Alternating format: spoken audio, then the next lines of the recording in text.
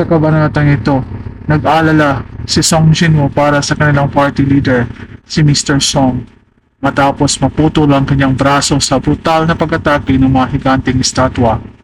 Napansin niyang patuloy pa rin ang pagdurugo ng sugat nito, kaya tinanong niya kung ayos lang ba ito. Gayunpaman, isang malamig at walang pag-asang sagot lamang ang binigay ni Mr. Song. Wala na tayong magagawa. Sa kabila ng malubhang sitwasyon, sinubukan pa rin ni Jinwoo na pag-isipan kung paano sila makakaligtas. Alam niyang nagkulang sa paghahanda si Mr. Song na nagdala lamang ng 3 healers sa raid na ito, sa paniniwalang magiging madali lang ang laban. Ngunit hindi nila kailanman inakala ang bangungot na naghihintay sa loob ng Double Dungeon.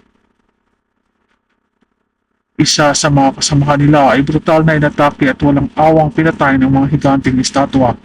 Ang isa naman ay nagsimulang mabaliw sa takot, habang ang natitira ay nanlumo sa kawalan ng pag-asa.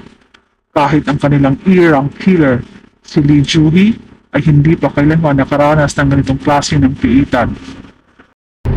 Nanginginig siya sa takot, dahilan upang hindi niya magawang ayusin ang kanyang pagpapagaling sa mga sugatan. Sa sitwasyong iyon, wala silang ibang magagawa kundi maging maingat sa bawat kilos nila. Hindi pa nila alam kung paano talunin ang mga estatwa, at kahit isang maling hakbang lang ay maaaring magdulot ng kanilang kamatayan. Ang hindi mapanatag na pagtakas sa kabila ng napakadelikadong sitwasyon, may ilan sa kanila ang nagdesisyong tumakas, kahit na halos imposibleng makatakas mula sa dungeon. Napansin nila na konting kilos lang nila ay agad silang aatakihin ng kalaban. Ngunit sa kawalan ng ibang pagpipilian, sinubukan nilang lumusob. Biglang isa sa mga hunters ang nagpasyang kumilos. Marahil sa matinding takot o desperasyon, mabilis siyang tumakbo papunta sa pintuan, umaasang makakatakas siya bago siya abutan ng mga halimaw.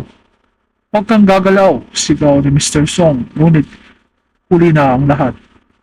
Sa isang higlap, isang nakakasilaw na laser ang inilabas ng damba ng estatwa.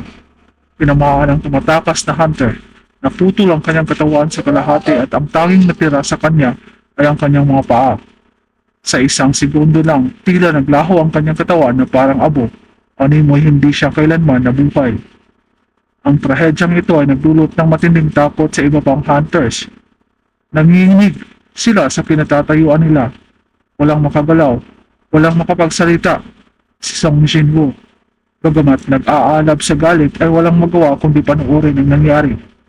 Nanghihina siya, hindi dahil sa takot kundi dahil sa kawalan niya ng kapangyarihang iligtas ang kanyang mga kasamahan.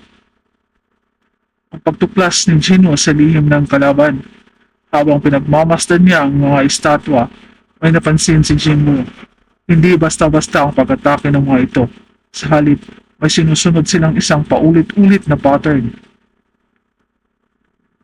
Sa puntong ito, unti-unti nang nabubuo sa isip niya ang sagot.